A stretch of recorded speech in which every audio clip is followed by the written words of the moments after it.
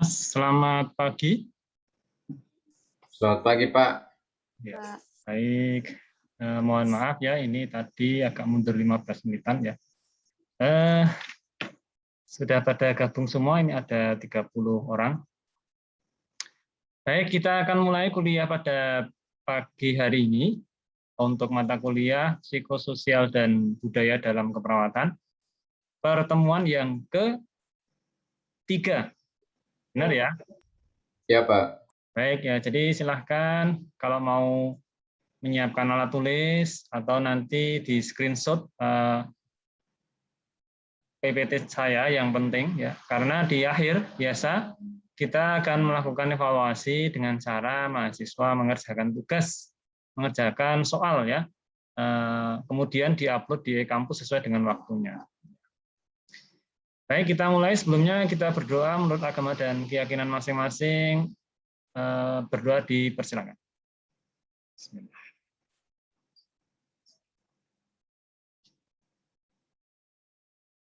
Cukup? Ya. Terima kasih. Saya akan share screen materi kuliah ini.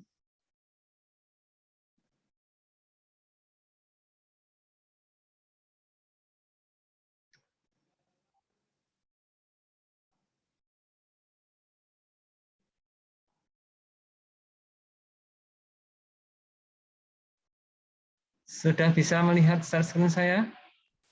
Sudah, Pak. Sudah, Pak. Baik. Jadi kita akan belajar tentang psikososial dengan tema peran perilaku pasien dan respon sakit atau nyeri pasien.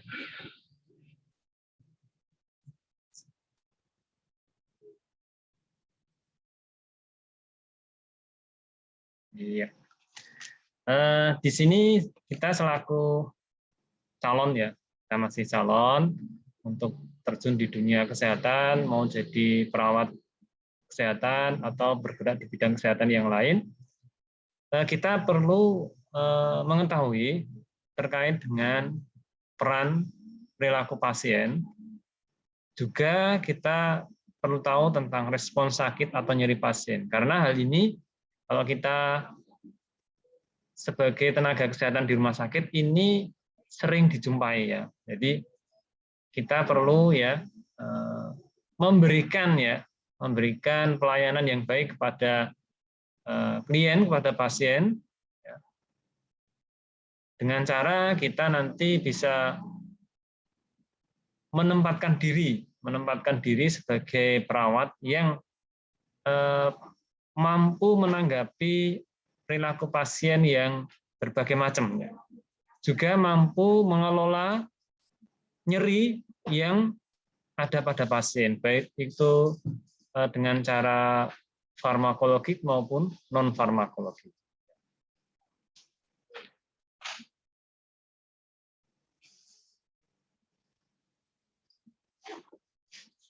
Kita lihat dulu pengertian perilaku.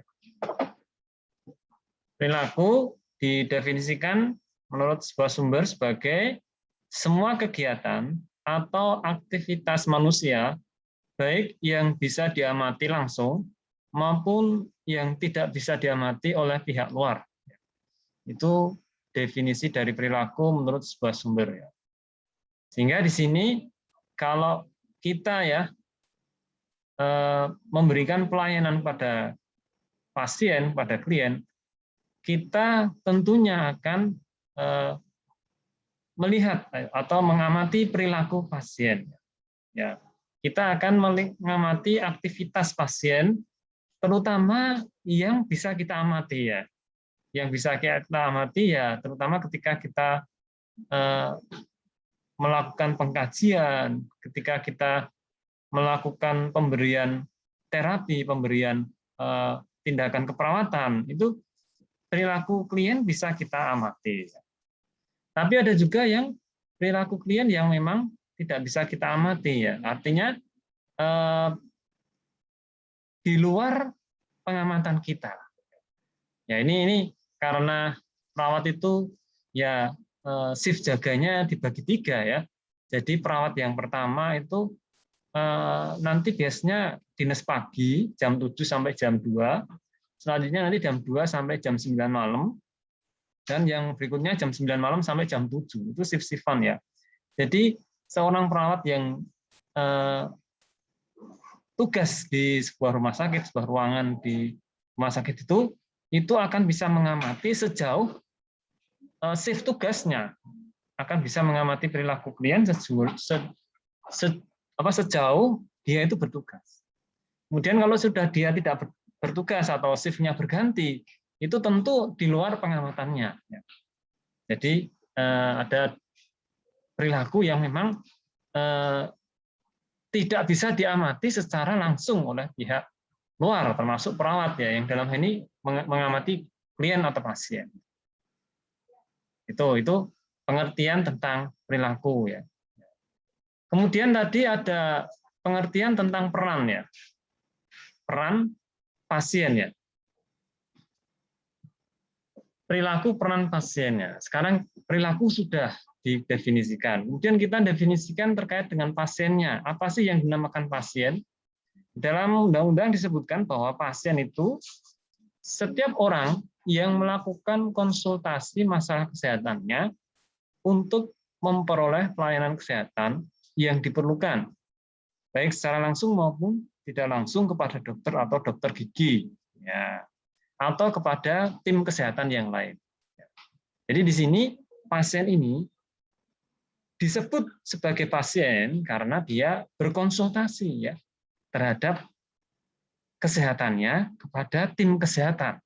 Tim kesehatan itu bisa berupa dokter, dokter gigi, atau perawat, atau tim kesehatan yang lain. Kalau dalam hal ini, dalam undang-undang ini, definisi ini disebutkan hanya kepada dokter dan dokter gigi. Ya. Ini secara eksplisit juga menyebutkan juga secara tidak tampak di sini juga menyebutkan kepada perawat atau tim kesehatan lain. Nah, itu yang dinamakan pasien. Kemudian ada pengertian lagi tentang peran. Peran perilaku pasien, ini digabungkan jadi satu. Jadi peran perilaku pasien itu bisa diartikan sebagai semua kegiatan atau aktivitas yang bisa dilakukan pasien, baik yang bisa diamati langsung maupun yang tidak bisa diamati oleh pihak luar untuk memperoleh pelayanan kesehatan yang diperlukan. Itu peran perilaku pasien. Artinya di sini kalau kita belajar tentang peran perilaku pasien, berarti kita belajar terkait dengan semua kegiatan pasien yang bisa diamati atau tidak bisa diamati secara langsung maupun tidak langsung untuk memperoleh pelayanan kesehatan. Jadi pengertian peran perilaku pasien seperti itu. Di dalam peran perilaku pasien ini perlu ya kita amati ya. Kita selaku tenaga kesehatan perlu kita amati peran perilaku pasien ini. Karena apa? Pasien itu akan mempunyai peran di dalam perilakunya menentukan kesehatannya sendiri juga. Karena apa? Karena apabila sesudah berkonsultasi, kemudian diberikan saran-saran, terapi-terapi, obat, kalau misalnya pasien itu secara perilaku tidak mau mengkonsumsi obat secara teratur, nah ini peran perilaku pasiennya tidak baik ya. Sehingga untuk menentukan kesehatannya ini akan terganggu, akan dia itu tidak mencapai yang optimal.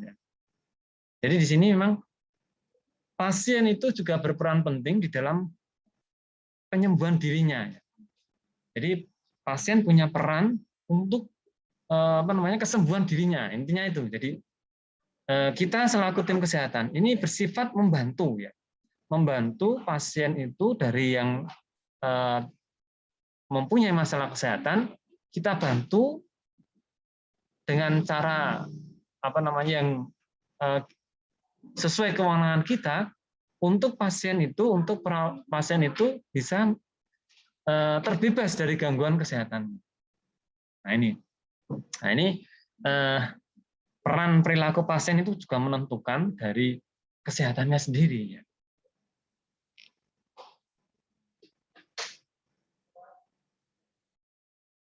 Sampai di sini ada pertanyaan? Peran perilaku pasien? Belum ada, Pak. Baik, ya. Jadi intinya tadi itu bahwa peran perilaku itu memang pasien itu penting untuk ya kelangsungan terapi atau pengobatan yang sedang diberikan kepada pasien itu. Perawat, tim kesehatan lain sifatnya membantu untuk pasien itu bisa sembuh dari sakitnya. Kemudian contoh peran perilaku pasien itu apa? Ada beberapa contoh peran perilaku pasien yang memang di dalam pelayanan sering kita temukan. Yang pertama, peran perilaku pasien itu sering berperilaku di dalam meminta konsultasi kepada petugas kesehatan tentang kondisinya. Ya. Jadi yang pertama ini, kita selaku tim kesehatan, kalau kita mengamati, kita berkunjung kepada pasien perilakunya yang pertama itu akan meminta konsultasi ke petugas kesehatan dengan kondisinya. Jadi minta penjelasan perkembangan. Ini selain pada pasien juga yang dilakukan oleh keluarga pasien. Ini. Jadi konsultasi kepada petugas kesehatan itu merupakan salah satu peran perilaku pasien. Kalau pasien tidak berkonsultasi tentang masalah kesehatan yang sedang dialami atau perkembangannya, itu tentu ya pasiennya juga keluhan-keluhan yang dialami akan sulit tersampaikan kepada petugas kesehatan. Ini menghambat di dalam pengobatan ya, di dalam pemberian intervensi kesehatan ya. Yang kedua, pasien mengkonsumsi obat yang sudah diberikan sesuai dosisnya. Nah, ini juga termasuk peran perilaku pasien untuk menunjang kesembuhannya. Jadi kalau pasien sudah diperiksa, kemudian dapat obat, kemudian kalau rawat inap, obatnya diatur oleh perawat ini ya. Kalau pasien sudah diberikan obat, tapi kok nggak mau diminum, nah ini peran perilaku pasien ini kurang menunjang di dalam kesembuhannya. Ini pasien mengkonsumsi obat ini merupakan peran perilaku yang bisa diamati. Ya kalau misalnya kita memberikan obat ya, terus kemudian kita menyuruh, Pak ini nanti obatnya diminum ya Pak. Kita suruh Pak sekarang Pak, nanti 5 menit lagi ya. Sekarang saya tunggu ya Pak. Nah ini kalau misalnya ditunggui, nah ini bisa diamati mengkonsumsi obat ini. Tapi kalau dibiarkan, misalnya gini, Pak ini obatnya diminum ya Pak, nanti pagi ini jam 10 menit lagi Bapak setelah makan nanti minum obat. Nah kemudian kita pergi, biasanya gitu perawat memberikan obat kemudian pergi. Nah ini kalau ketika kita pergi itu kita tidak bisa mengamati apakah benar pasien itu mengkonsumsi obat sesuai dosisnya ataukah tidak. Kadang-kadang kalau misalnya pasien yang misalnya kurang berperilaku yang baik untuk kesehatannya, dia dikasih obat tapi disimpan.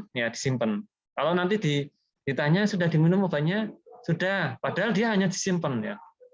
Ini istilahnya tidak berperan di dalam penyembuhannya. Jadi, nah ini perilaku mengkonsumsi obat ini bisa kita amati, kalau bisa kita tunggui. Kalau nggak ditunggu ya ini sulit untuk mengamati. Nah itu. Yang ketiga, pasien ini berperan di dalam spiritual ya. Pasien berdoa sesuai keyakinannya agar lancar dalam menerima tindakan medis atau keperawatan dan bisa sembuh dari sakitnya. Nah ini contoh peran perilaku yang ketiga ya. Artinya apa? Secara spiritual pasien itu punya dukungan. punya dukungan. Jadi untuk pelayanan keperawatan, pelayanan medis, dia kalau misalnya mau diberikan tindakan, pasien berdoa. Ya, berdoa ini bisa kita amati maupun tidak bisa kita amati ya. Kadang-kadang berdoa hanya di dalam hati saja. Tapi kadang-kadang berdoa dengan cara-cara tertentu ya. Nah, ini untuk menunjang spiritualnya. Jadi pasien berperilaku ya sesuai dengan keyakinan yang dianutnya. Ya.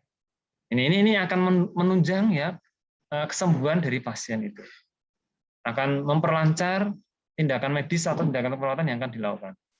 Jadi misalnya pasien mau diberi tindakan operasi ya ini. Ini tentu sebelum tindakan operasi. Ini perawat ini memberikan dukungan baik dukungan spiritual untuk pasien untuk berdoa sesuai dengan keyakinannya agar lancar dalam tindakan itu, dan dukungan ya istilahnya secara psikologis ya. Itu perawat itu sebelum membantu untuk pelaksanaan operasi ya ini biasanya dikasih motivasi para pasiennya. Yang keempat, peran perilaku pasien itu pasien kooperatif dan menjawab pertanyaan saat dilakukan pemeriksaan fisik oleh petugas kesehatan. Nah, ini peran yang baik ini ya. Jadi pasien itu berperan dengan baik, dia merasa menjadi pasien, dia butuh pengobatan. Nah, dia kalau ditanya menjawab dengan benar, menjawab jujur ya. Nah, ini jawaban jujur dari pasien ini memang diperlukan ketika dokter itu melakukan anamnese, ketika perawat itu melakukan pengkajian, itu jawaban yang jujur ini akan sangat diperlukan oleh petugas kesehatan untuk nanti bisa menentukan masalah kesehatan yang sedang dialami oleh pasiennya. Ini peran perilaku pasien yang baik itu pasien kooperatif ketika dia itu di anamnese, kemudian di pengkajian. Nah, ini istilahnya mampu bekerja sama. Yang kelima, pasien mengungkapkan keluhan tentang sakitnya kepada petugas kesehatan. Ya. Jadi ini sudah menjadi hal yang umum ya, bahwa kalau pasien itu tentu dia akan mencari pertolongan kepada petugas kesehatan. Salah satunya dia mengungkapkan keluhan tentang sakitnya kepada petugas kesehatan. Kadang-kadang kalau misalnya ada keluarga yang menunggui, nah, pasien mengungkapkan kepada keluarganya, dan nanti keluarganya nanti akan menyampaikan ke petugas kesehatan. Nah, ini kadang-kadang juga seperti itu. Jadi sebagai perantara informasinya dari keluarga. Ini peran perilaku pasien yang bisa mendukung di dalam pengobatan atau penyembuhan masalah kesehatan yang sedang dialami. Nah, sampai sini ada pertanyaan?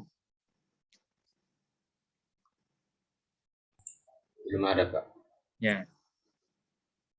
Kemudian dari pengertian dan contoh peran perilaku pasien yang sudah dijelaskan tadi, nah ini sekarang diharapkan ya, perawat itu sebagai bagian dari petugas kesehatan itu mampu menyesuaikan diri dengan peran perilaku pasien tersebut untuk memberikan pelayanan keperawatan yang baik sesuai dengan kewenangan perawat. Ini dari peran perilaku yang ada di pasien itu, perawat itu diharapkan bisa menyesuaikan diri ya. Kalau misalnya pasien itu sedang berdoa, melakukan keyakinannya, perawat juga menghormati. Ya, kalau pasien berperilaku kooperatif, ya perawat juga kooperatif juga ketika nanti diberi pasien minta bantuan kepada perawat. Jadi ini perlu menyesuaikan diri ya. Itu penjelasan tentang peran perilaku pasien. Berikutnya terkait dengan tema yang selanjutnya itu ada respon nyeri pasien. Di rumah sakit atau di pelayanan kesehatan itu kita sering menjumpai keluhan pasien yang mengatakan nyeri ya. Apa itu nyeri? Menurut teori disebutkan, nyeri adalah pengalaman sensori dan emosional yang tidak menyenangkan akibat dari kerusakan jaringan yang aktual maupun potensial. Nah, itu nyeri. Ya, itu definisi nyeri menurut Schweitzer dan Barr. Jadi nyeri ini merupakan bagian dari masalah kesehatan. Yang mana kalau kita menjumpai masalah nyeri pada pasien, kita berusaha selaku tenaga kesehatan memberikan bantuan, memberikan tindakan sesuai dengan kewenangan kita untuk mengatasi nyeri. Kalau di dalam perawat itu ada tindakan untuk mengatasi nyeri, ada farmakologik maupun non-farmakologik. Kalau tindakan mengatasi nyeri secara farmakologik itu tentu perawat akan bekerja sama dengan medis ya. Karena apa? Farmakologi itu adalah obat. Obat yang diresepkan oleh medis dan nanti diberikan kepada klien atau pasien untuk mengatasi masalah kesehatannya lewat perawat. Perawat nanti yang memberikan. Nah, ini farmakologi untuk mengatasi nyeri. Jadi obat-obat farmakologi itu sering disebut analgesik ya. Nah, ini obat analgesik itu untuk mengurangi nyeri. Ini banyak sekali macamnya ya, sesuai dengan kadar nyerinya. Nah, ini tentu akan jenis-jenis obat ini akan dipelajari di farmakologi ya, nama obat, kemudian efek samping obat, kemudian dosis obat. Nah, ini dipelajari di farmakologi. Nyeri itu bisa timbul karena kerusakan jaringan yang aktual maupun potensial. Aktual itu ketika ada luka yang baru-baru saja terjadi, atau kondisi penyakit yang memang akut, itu bisa menyebabkan nyeri aktual. Kalau potensial itu ya karena sudah beberapa waktu, kemudian baru timbul nyeri. Nah, ini potensial.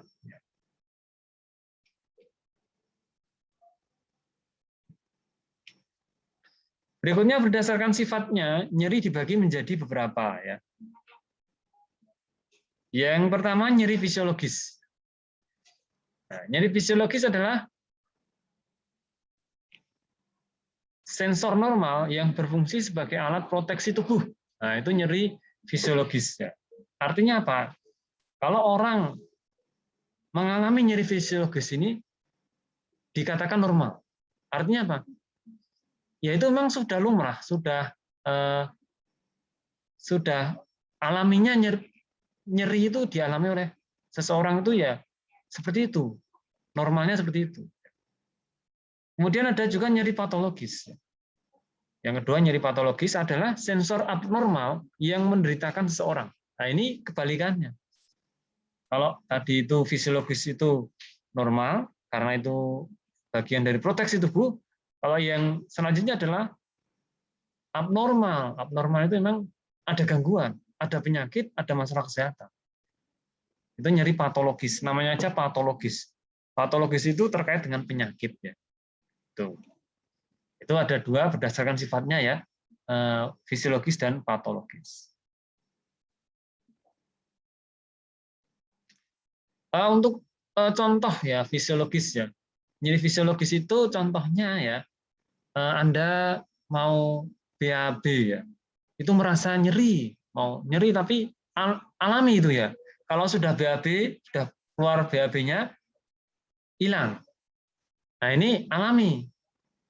Ini sebagai tanda-tanda alami bahwa kotoran perlu dikeluarkan. Nah, ini contohnya. Kalau nyeri patologis, contohnya lari jatuh, kemudian terluka, kulitnya, lututnya agak sobek sedikit. Nah, ini nyeri. Ya, ini patologis karena ada luka, ada cedera yang dialaminya atau karena penyakit.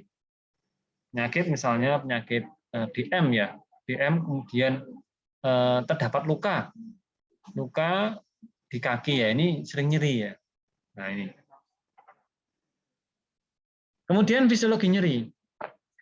Beberapa sensasi nyeri dihubungkan dengan status mental maupun status psikologis. Individu secara nyata merasakan sensasi nyeri dalam banyak hal dan tidak hanya membayangkannya saja. Sebagian besar sensasi nyeri adalah akibat dari stimuli fisik dan mental atau stimuli emosional. Jadi secara fisiologis itu terjadinya nyeri ya. Itu nyeri itu bisa dikaitkan adanya sensasi mental yang tidak baik ya. Ada psikologis yang tidak baik ya. Atau juga ada orang itu merasakan nyeri tidak hanya membayangkannya, tapi juga dia itu merasakan, tidak hanya bayangan, tapi dia sudah merasakan. Nah, ini bisa terjadi karena stimuli fisik, mental, atau emosional. Jadi stimuli fisik itu ya karena pertama bisa karena cedera fisik ya, artinya terjadi luka di fisiknya, stimuli fisik. Yang berikutnya karena stimuli mental ya. Stimuli mental ini contohnya kalau misalnya pasien itu depresi. Setelah depresi dia nggak mau makan.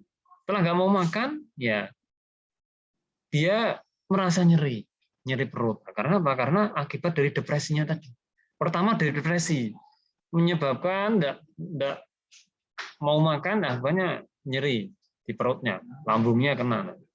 Itu bisa awalnya dari stimuli mental kemudian ke fisik ya. Ke fisik terus menyebabkan nyeri.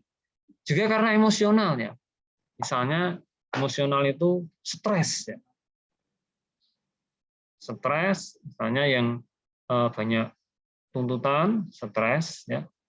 Kemudian dia merasa pusing kepala. Nah, ini mikirkan banyak hal yang perlu dia capai. Nah, ini kalau terlalu istilahnya pikirannya nggak kuat, istilahnya dengan stresor yang dialami itu pikirannya itu terlalu memikirkan, dia bisa nyeri kepala. Nyeri kepala, nah ini karena munculnya dari emosinya dulu, dia banyak pikiran, sering dipikir ya. Nah, ini bisa menyebabkan nyeri emosional. Ini secara psikologi nyeri bisa dihubungkan dengan beberapa stimuli-stimuli tadi itu.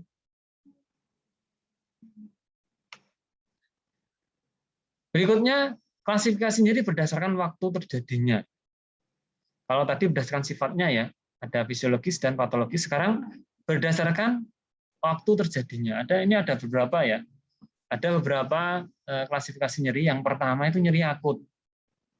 Nyeri akut biasanya mulai tiba-tiba dan umumnya terkait dengan cedera spesifik. Nah, tadi ini secara patologis juga bisa ini ya, secara patologis.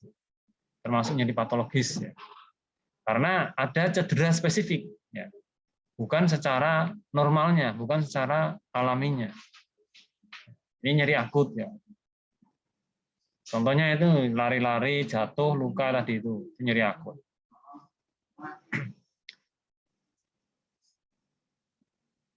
Nyeri akut mengindikasikan bahwa kerusakan atau cedera telah terjadi. Nyeri ini umumnya terjadi kurang dari 6 bulan dan biasanya kurang dari 1 bulan. Nyeri berlangsung dari beberapa detik hingga 6 bulan. Ya, jadi yang disebut nyeri akut sesuai waktunya ini adalah nyeri yang munculnya tiba-tiba karena cedera. Kurang dari 6 bulan. Nah, ini waktunya itu kalau dalam sebuah teori itu dibatasi 6 bulan. Kalau nyeri itu munculnya dalam waktu 6 bulan, kurang dari 6 bulan, itu dinamakan nyeri akut. Itu kita berdasarkan waktu terjadinya. Nah, ini nyeri akut. Yang berikutnya adalah nyeri kronik. Nyeri kronik ialah nyeri konstan atau intermiten yang menetap sepanjang suatu periode waktu. Jadi kronik itu munculnya terus-menerus. Nah, ini. Nyeri ini berlangsung di luar waktu penyembuhan yang diperkirakan dan sering tidak dapat dikaitkan dengan penyebab atau cedera spesifiknya. Ini nyeri kronis ini tidak mempunyai amitan yang ditetapkan, sulit untuk diobati karena biasanya nyeri ini tidak memberikan respon terhadap pengobatan yang diarahkan pada penyebabnya. Nah, jadi nyeri kronis ini kalau dari segi waktunya ini lebih lama daripada nyeri akut. Dan nyeri kronik ini intermittent ya, artinya menetap sepanjang suatu periode. Nah, ini sulit untuk diobati karena kalau diobati biasanya pengobatan itu diarahkan mengobati penyebabnya. Diarahkan penyebabnya. Ini kalau pengobatan yang diarahkan mengarah ke penyebabnya, ini untuk nyeri kronik ini agak belum maksimal ya. Nah, ini perlu tindakan-tindakan lain ya. Kok bisa nyeri kronik ya? Mungkin disebabkan karena penyakit yang kronik. Jadi penyakit yang kronik ini bisa menyebabkan timbulnya nyeri yang kronik. Contohnya misalnya gastritis ya. Gastritis ini kalau ya timbulnya dalam jangka waktu yang lama, 6 bulan lebih, ya sudah beberapa tahun ini, terus bisa nanti menyebabkan nyeri kronik. Nah, ini nyeri yang kedua, nyeri kronik. Waktunya lebih dari 6 bulan. Bisa tahunan ya.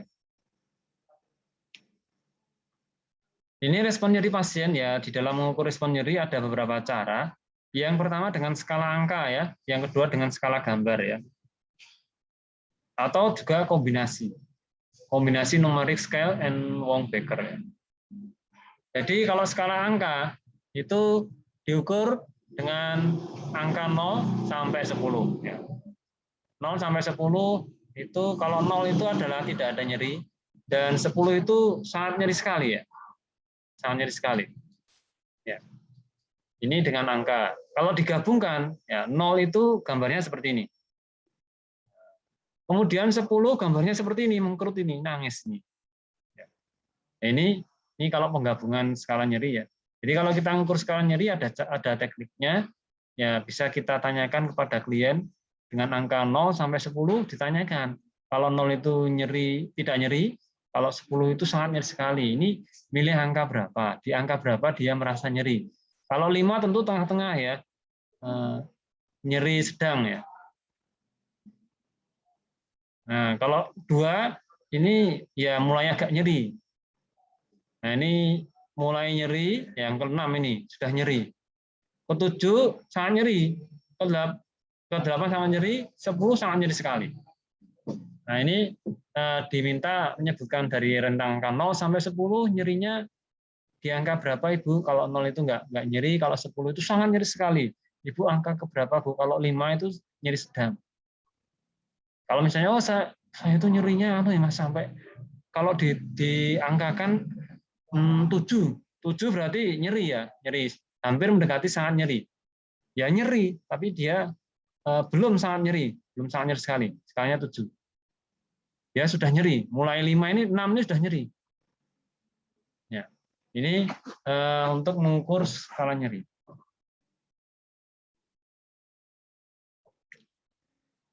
Kemudian faktor yang mempengaruhi nyeri ada beberapa hal. Yang pertama adalah pengalaman masa lalu. Individu yang mempunyai pengalaman yang banyak dan berkepanjangan dengan nyeri akan lebih sedikit gelisah dan lebih toleran terhadap nyeri dibanding dengan orang yang sedikit pengalaman mengalami nyeri. Namun hal ini tidak selalu benar. Seringkali lebih berpengalaman individu dengan nyeri yang dialami, makin takut individu tersebut terhadap peristiwa yang menyakitkan yang akan diakibatkan. Jadi pengalaman masa lalu ini berpengaruh terhadap nyeri. Ada orang yang sering mengalami nyeri di masa lalu, kemudian dia sudah istilahnya familiar dengan nyerinya. Dia agak istilahnya tidak gelisah kalau sudah nyeri seperti itu, karena pengalaman masa lalu maksudnya sudah pernah nyeri. Tapi sebaliknya ada yang orang itu sudah berpengalaman nyeri dan ini ia takut sekali munculnya nyeri yang seperti dulu. Nah, ini ada perbedaan di dalam menyikapi nyeri ya. Nah, ini pengalaman ini memang berpengaruh juga terhadap nyeri ya.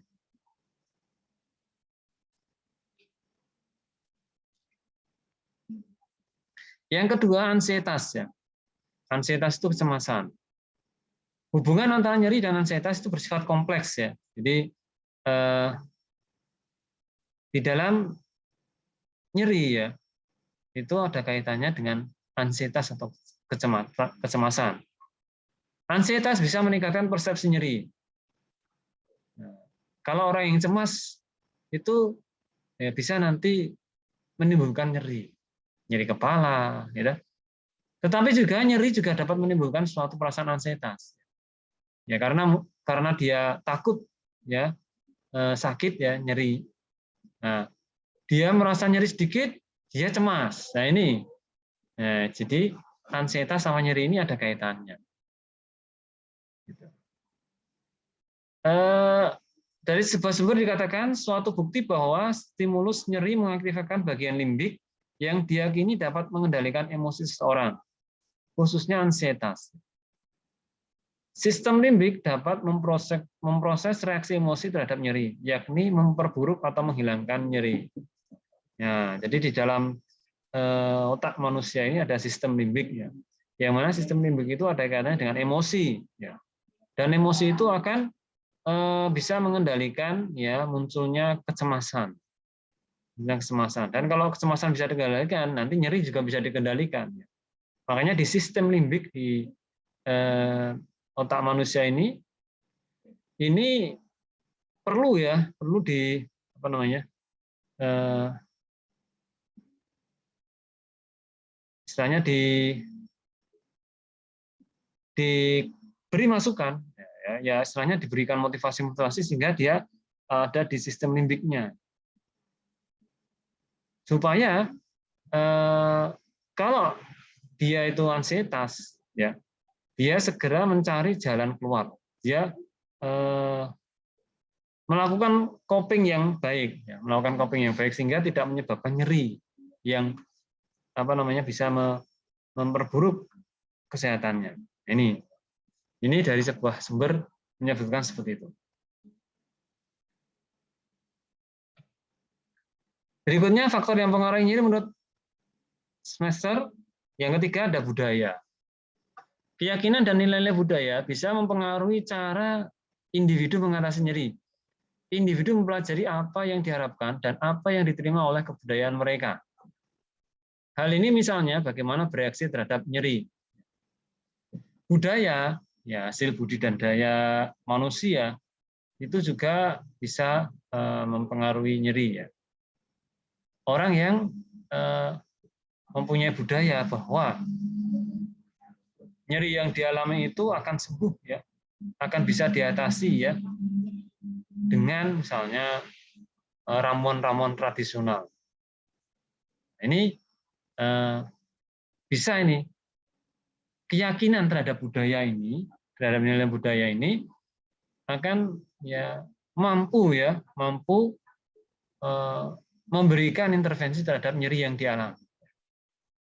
Jadi keyakinan budaya. Contoh misalnya di Jawa ya, di Jawa. Nyeri itu ya, misalnya luka. Luka cedera. Zaman saya dulu ini di Jawa ya, saya cerita di Jawa karena saya orang Jawa.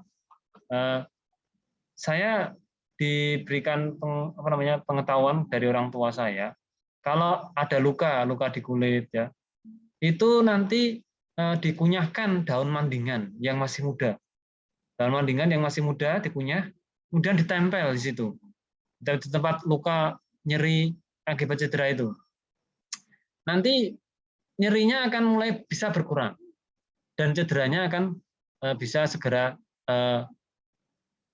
membaik ya. Tapi butuh proses juga.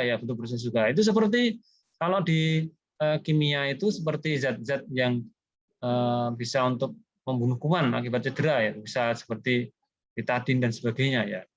Tapi kalau di kepercayaan budaya yang pernah saya ketahui di Jawa ya ini ya, itu seperti itu ya.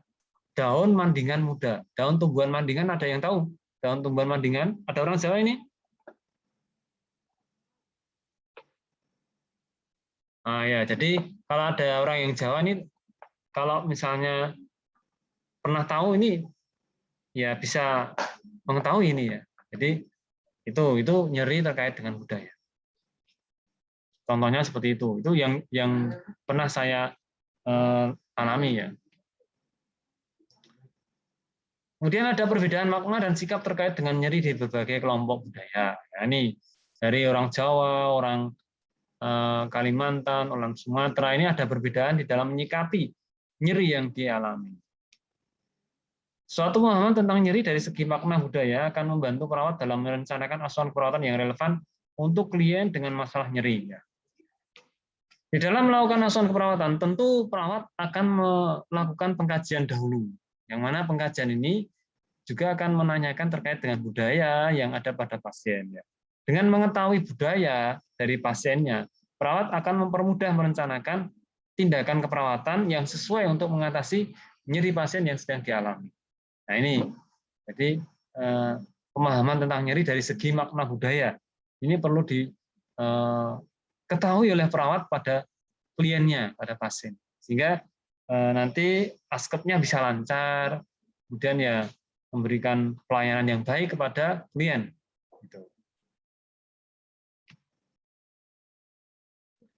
Kemudian nyeri bisa dipengaruhi juga oleh usia ya.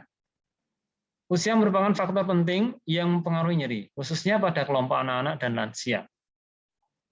Perkembangan yang ditemukan di antara usia ini dapat mempengaruhi bagaimana anak-anak dan lansia bereaksi terhadap nyeri.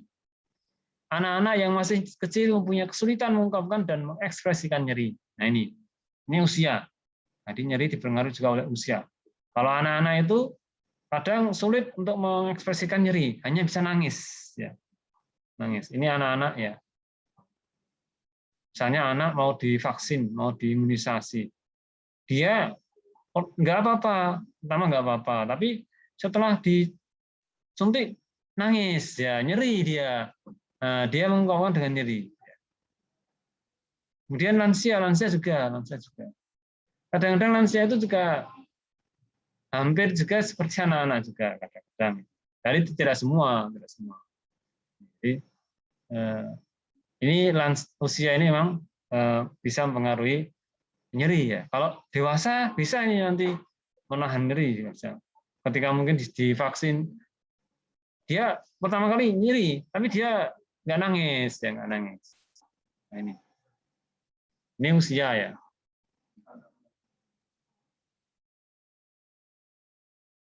Yang kelima, efek placebo. Efek placebo ini juga berpengaruh terhadap nyeri ya, menurut teori ini. Placebo merupakan zat tanpa kegiatan farmakologi berbentuk tablet, kapsul, cairan injeksi, dan sebagainya. Ya, jadi kalau kita minum obat itu biasanya dalam sediaan tablet, dalam sediaan kapsul, cairan injeksi, dan sebagainya. Ini juga bisa memberikan efek nyeri ya. Ketika kita konsumsi ya obat itu ya. Placebo terdiri dari atas gula, larutan salin normal, dan atau air biasa. Karena placebo tidak memiliki efek farmakologis, obat ini hanya memberikan efek dikeluarkannya produk ilmiah atau endorfin dalam sistem kontrol descendant, sehingga menimbulkan efek penurunan nyeri. Jadi efek placebo dari obat yang dikonsumsi itu ya menurut teori ini bisa menimbulkan penurunan nyeri. Ini faktor-faktor yang mempengaruhi nyeri dari semester. Ada pertanyaan?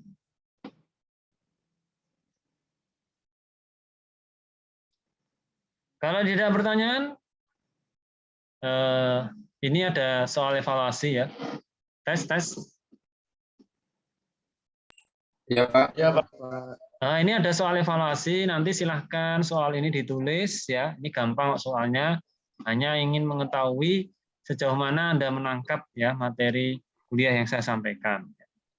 Soal pertama, tuliskan pengertian perilaku yang ada di materi ini. Kalau tadi Anda sudah screenshot, Anda bisa jawab pengertian perilaku. Yang kedua, bagaimana pengertian nyeri menurut Semester dan Baer. Nyeri menurut Semester dan Baer ada pengertiannya tadi itu. Nah, bisa dituliskan di sini. Tuliskan 5 faktor yang pengaruh nyeri yang ada pada materi ini. 5 faktor yang terakhir tadi kan efek placebo ya. Ini bisa dituliskan di sini jawabannya. Jadi tulis soalnya, tulis tangan, kemudian jawabannya di bawah, jawaban nomor 1 apa, nomor 2 apa, nomor 3 apa. Kemudian nanti diupload di kampus. Ada pertanyaan? Tidak ada, Pak. Tidak Tidak ada. ada. Baik, kalau tidak ada, pertemuan saya cukupkan sekian. Terima kasih atas perhatian dan kerjasamanya. Nanti silahkan segera menjawab soal evaluasinya. Soal evaluasinya sudah ditulis belum ya? Sudah difoto? Sudah, Pak, sudah. Sudah di screenshot, Pak. Ya, baik. Kalau sudah difoto, nanti tinggal dikerjakan ya. Demikian dari saya. Waktu yang ada silahkan untuk mengerjakan soal evaluasi dan uploadnya. Terima kasih. Batas kumpulnya, Pak? Batas kumpulnya nanti sekitar jam 9, toh. Berarti sekitar sampai jam 12. Jam 12 nanti. Gitu ya. Ya, baik. Silahkan mengerjakan tugas untuk mengisi waktu yang masih ada. Terima kasih atas perhatian dan kerjasamanya. Mohon maaf bila ada kesalahan. Selamat pagi. Wassalamualaikum warahmatullahi wabarakatuh.